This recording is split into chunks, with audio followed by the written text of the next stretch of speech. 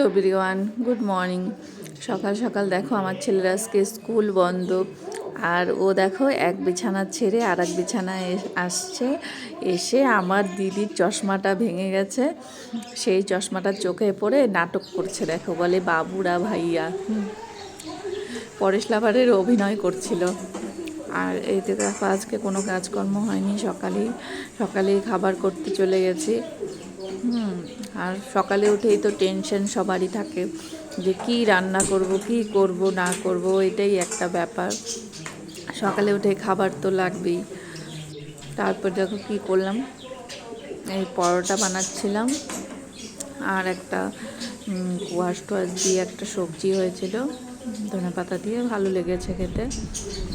আমার হিরো চলে আসছে। হিরো সকালবেলা হেঁটে হেঁটে এসে তারপরে নিজের কর্ম করে খাওয়া দাওয়া করে নিল। আর আমার ছেলে দেখো কি বিচ্ছু হয়ে গেছে, বুঝছো, খাচ্ছে, পরোটা দেখাচ্ছে।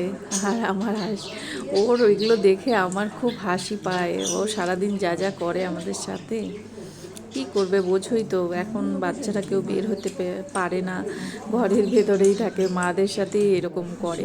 নিরামিষ আজকে গেল, কাল দুদিন নিরামিষ হবে, আজকেও নিরামিষ রান্না হবে।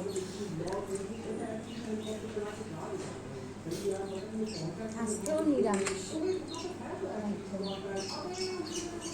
আগামীকাল আমিষ হবে, মাছ রুটি আর পরোটা, 2 রকম।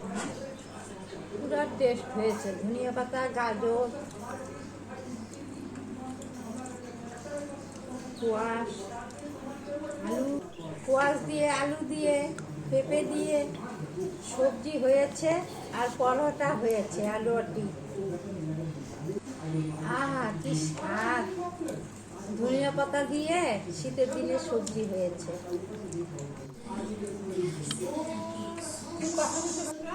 না না না, লাগবে না, দেই না না, লাগবে না।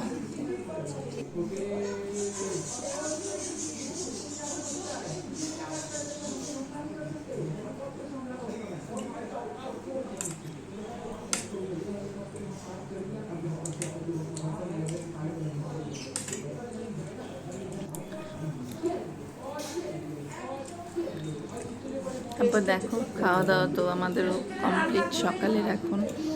এখন বাদবাকি যা কাজকর্ম আছে তাই করতে হবে। আর আজকে তো শুক্রবার শনিবার পুরোই নিরামিষ, সোমবার করেও নিরামিষ হয়, সপ্তাহে 3 দিন নিরামিষই হয়। আর এই দিকে দেখো আমার ছেলে কি করছে, টিভি চালিয়ে দিয়ে বিছানায় বসে বসে খাচ্ছে। দেখো খাচ্ছে, ও বললো একটু টাইম টিভি দেখে দেখে খাবো।